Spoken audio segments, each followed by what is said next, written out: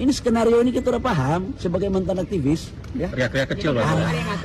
Ya udahlah, mana ada politik itu gak ada ngatur-ngatur. Kita tahu lah, ini penciuman saya sebagai mantan ketua BEM. Kalau bahasa Arabnya orang bodoh itu apa saya lupa.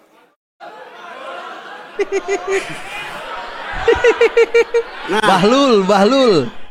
kalau kamu mau jadi orang mulia, hormati guru besar. Karena guru besar itu punya keilmuan.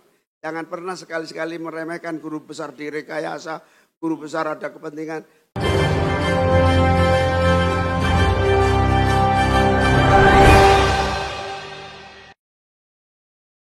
Assalamualaikum warahmatullahi wabarakatuh. Cak Imin di dalam acara Slepet Imin di Bandung, MC menanyakan di mana sekarang lagi viralnya statement Bahlil yang meremehkan gerakan kampus atau meremehkan suara dari guru-guru besar yang mengkritik mundurnya demokrasi di era rezim Jokowi. Saya ini dulu mantan aktivis 98. Yang turun demo itu kan kita ini dulu.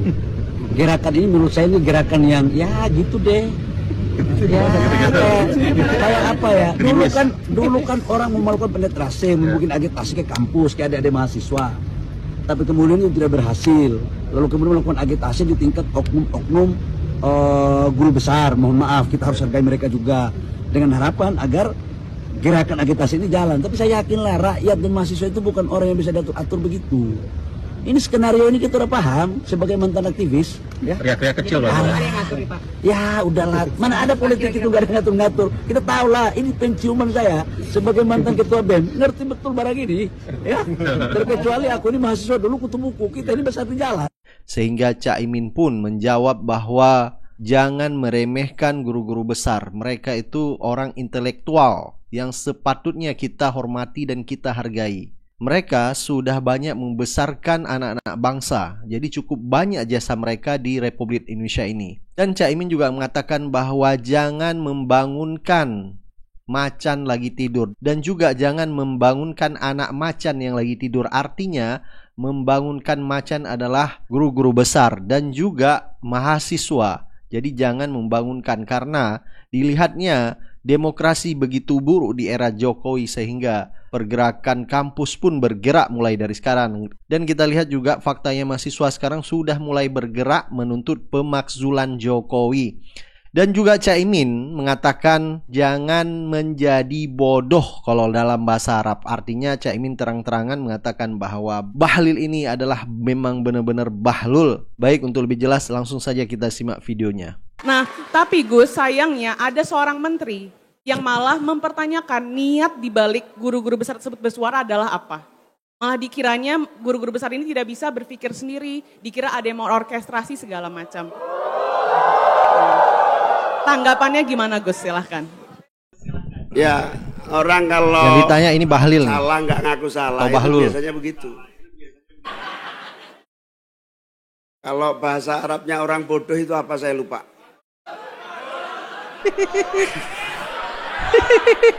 Nah, Bahlul.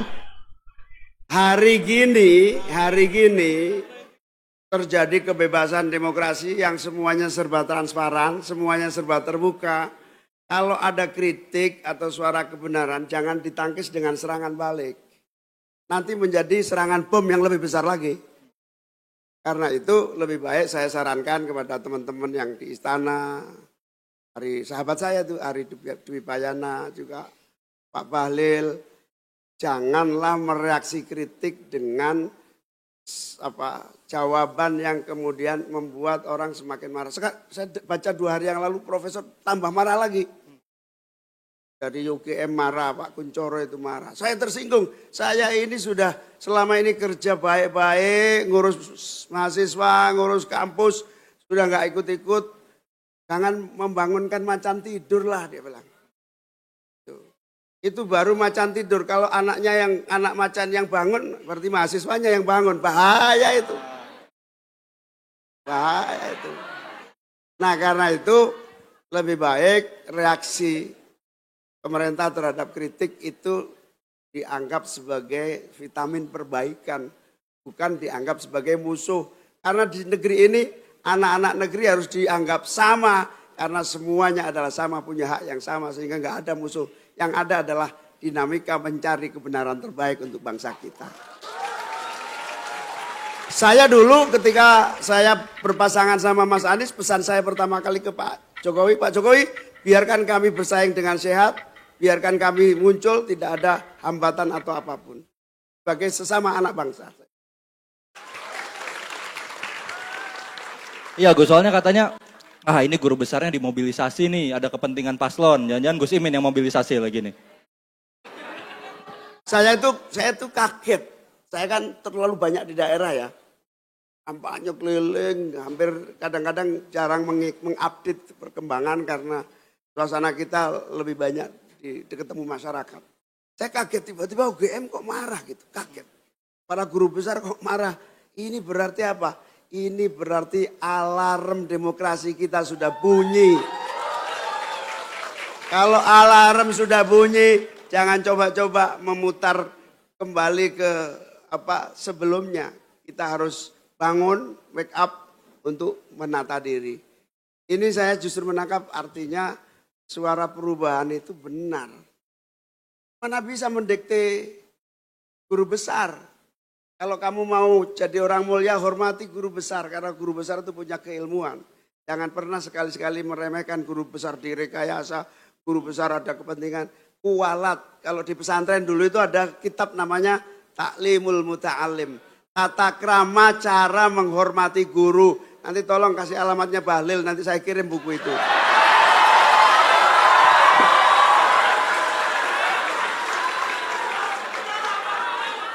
Luar biasa, bikin statement hadiahnya buku. Ini bukan selepet, tapi ini fakta.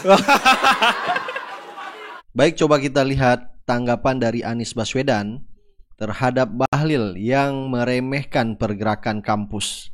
Ada fokus di bidang masing-masing aja dah. Yang ngurusin investasi, fokus investasi. Supaya investasi kita lebih padat karya daripada padat modal. Kalau enggak nanti semua ngurusin pilpres. Republik ini harus jalan. Jadi kalau Menteri Investasi usul saya biar konsentrasi aja urusan itu.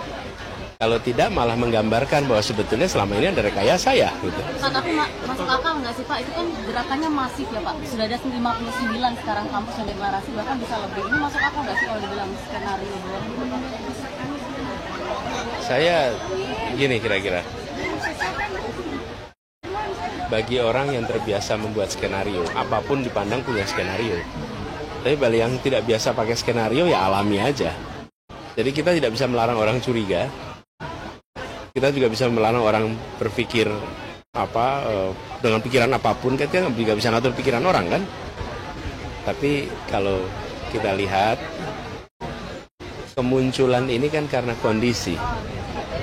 Dan kondisilah yang menyebabkan situasi ini terjadi. Direspon aja substansinya. Jangan terlalu banyak membahas soal siapa, bergerak di mana, kampus apa, isinya lah yang direspon. Jangan siapanya dan bagaimana. Jelajah. Pada fokus di bidang masing-masing aja dah. Jadi benar kata Pak Anies, Bahlil ini sebaiknya fokuslah di bidangnya, tidak usah ikut campur di pilpres ini. Kalau mau ikut campur ya cuti, itu yang sebaiknya dilakukan. Kalau memang mau fokus mendukung Samsul, ya sebaiknya juga ya harus cuti. Ya seperti Mahfud MD itu lebih gentleman ya, daripada takut hilang jabatannya sebagai Menteri Investasi. Jangan membuat statement-statement yang justru banyak mengundang komentar dari masyarakat. Baik, coba kita lihat tanggapan dari Profesor Kuncoro yang mengatakan bahwa Bahlil itu yang membuat api semakin membesar. Ya, kita lihat sumber apinya itu yang mana sih? Sumber apinya itu kan persoalannya dari adanya pengangkangan pemberontak pada nilai moral etika, kemudian diikuti oleh banyak orang. Sebetulnya mereka lah yang geredam, gitu. Bukan ketika kita mencoba nyemprot, ya, kemudian ada angin besar yang namanya Bahlil, gitu. Tetapi yang dikritik mereka itu adalah kita yang nyemprot ini, Bahlil didiamkan. Jadi ada sesuatu hal yang sumber apinya itulah yang harus kita padamkan. Jangan sampai kita jauhkan dari hal-hal yang bisa membuat api membesar. Bahlil itu yang membuat api yang membesar. Jadi benar sekali kata Profesor Kuncoro, justru Bahlil tambah membuat api semakin membesar, bukan meredamkan suasana yang lagi memanas. Dan ini bisa memancing emosi-emosi daripada guru-guru besar di Indonesia maupun dari mahasiswa untuk bergerak menuntut Jokowi dimakzulkan. Seharusnya Bahlil memberi statement pernyataan yang lebih menyejukkan ya. Jadi bukan malah menambah masalah. Nah, sampai pendukung dari 03 yaitu Islah Bahrawi ikut mengomentari apa yang disampaikan Bahlil dengan meremehkan gerakan kampus. Jadi Islah Bahrawi mengatakan bahwa sosok Bahlil disamakan dengan Harmoko, antara penjilat dan Brutus si pengkhianat. Islah ini mengomentari di akun Twitternya, Bahlil ini mirip sekali dengan sosok Harmoko pada eranya, entah kelak akan dianggap penjilat atau justru disematkan sebagai pengkhianat. Baik, coba kita dengar beberapa komentar dari netizen yang mengatakan bahwa komentar Bahlil justru sudah melecehkan gerakan kampus. Ini Bahlil kembali ngaco nih. Dia menganggap gelombang kritikan terhadap pemerintahan Joko Widodo yang keluar dari berbagai perguruan tinggi ini sudah diskenario. Menurut saya, Bahlil ini telah melecehkan para guru besar dan bahkan institusi perguruan tinggi. Logis aja, Lil, masa iya mereka bisa diatur? Kalau yang mengatur mereka adalah pemikiran, itu saya setuju. Jadi yang mengatur para guru besar dari berbagai perguruan tinggi ini adalah pemikiran mereka dan akal sehat mereka yang telah bekerja. Dan mereka berpikir ke depan, apakah saya berbicara begini karena mereka mengkritisi, kemudian juga karena saya diotong satu, bukan itu. Walaupun saya bukan partisan, saya setuju dengan apa yang dilakukan oleh para guru besar. Artinya mereka menjalankan fungsinya sebagai sosial kontrol, mewakili masyarakat seperti kami, yang pemikirannya terus terang, kami ini terbatas. Baiknya pemerintah itu dengar, ketika baik, laksanakan, ketika ini buruk, ya tinggal jangan dilaksanakan. Dan apa yang disampaikan oleh si Bahlil ini menurut saya justru akan memancing reaksi yang lebih besar. Lihat aja coba, jangan gitulah, jangan samakan diri lu sama orang lain, jangan mengukur baju lu sendiri untuk baju orang lain. Nggak sama, Lil. Jangan sampai nama lu jadi Bahlul. Jadi benar sekali dengan apa yang disampaikan Bahlil sekarang sudah memancing atau membangun anak macan, yaitu seperti mahasiswa yang sudah turun ke jalan menuntut Jokowi dimakzulkan. Guru besar UI merasa tersinggung soal tuduhan petisi kritik Jokowi yang dianggap suara partisan. Itu pertanyaan sangat insulting ya buat kami. Kami itu guru besar, Mas.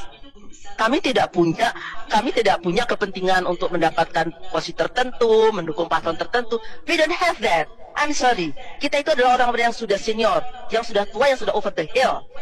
Kita tidak ada kepentingan semacam itu. Kita hanya mau negara Indonesia ini bangsanya menjalani satu proses demokrasi yang adil, jujur, dan adil, itu saja.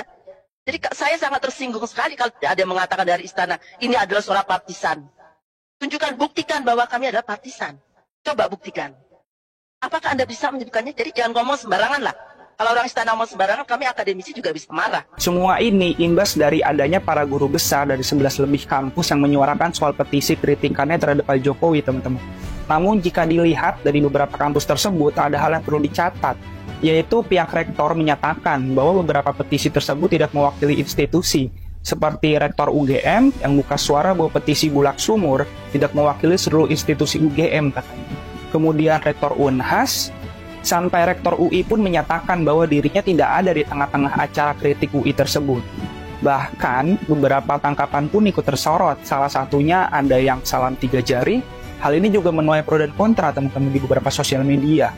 Antara pihak instansi negara dengan mereka pun yang menjawab petisi ini juga ada saling tuduh-menuduh.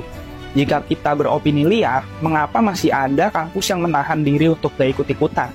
Poinnya mungkin terjadi titik zona tertentu, yang dimana pihak rektor dan guru besar masih membatasi diri, dan mengkhawatirkan jika para mahasiswanya akan menjadi alat politik semata. Kita pun paham, para guru besar adalah orang-orang yang udah punya titik zona nyamannya masing-masing. Lalu buat apa juga jika mereka terafiliasi dengan partai, bukan?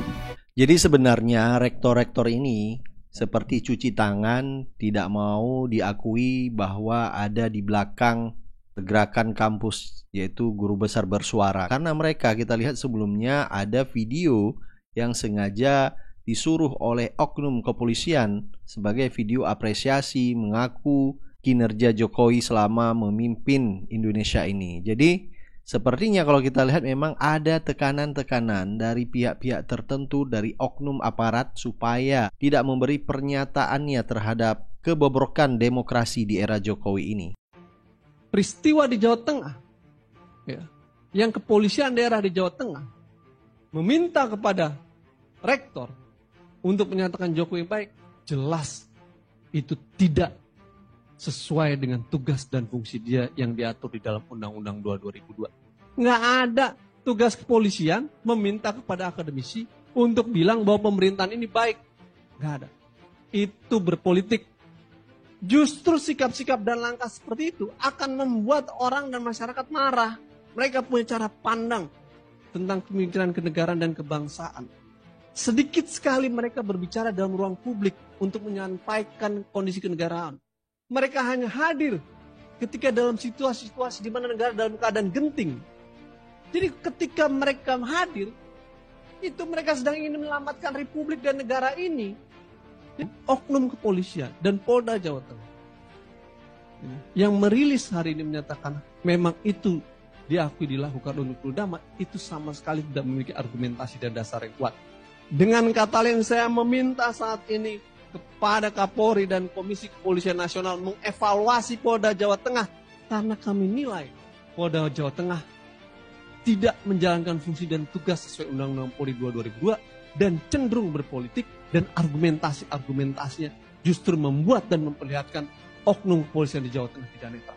Miris ya, seorang menteri, sekelas menteri bisa berkomentar seperti ini ya, menanggapi kegelisahan para guru besar, para rektor dari kampus-kampus. Udah banyak banget yang bersuara untuk mengingatkan Pak Jokowi bahwa jangan sampai mencederai demokrasi, etika demokrasi, menjaga konstitusi, menjaga netralitas dalam pemilu ini. Itu kan sesuatu yang baik, diingatkan gitulah. Guru-guru besar ini kan adalah orang-orang yang sudah berkontribusi, memberikan ilmu, akan melahirkan orang-orang hebat gitu ya. Sekarang dituduh sebagai bagian dari skenario, artinya kan sangat merendahkan sekali gitu loh.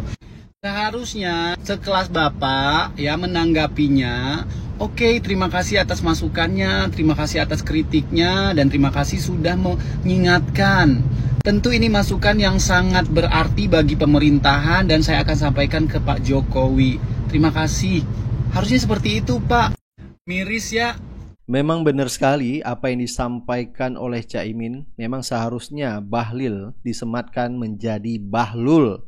Jadi juga benar kata Anies, seharusnya tidak usah terlalu ikut campur di dalam pilpres. Kalau mau ikut campur ya tinggalkan jabatannya. Nah, jangan karena ingin menjilat pemerintah Jokowi membuat statement-statement yang dianggap bisa memicu polemik yang baru. Baik, silakan Anda beri pendapat dan komentar Anda. Kita akan ketemu di video selanjutnya. Assalamualaikum warahmatullahi wabarakatuh.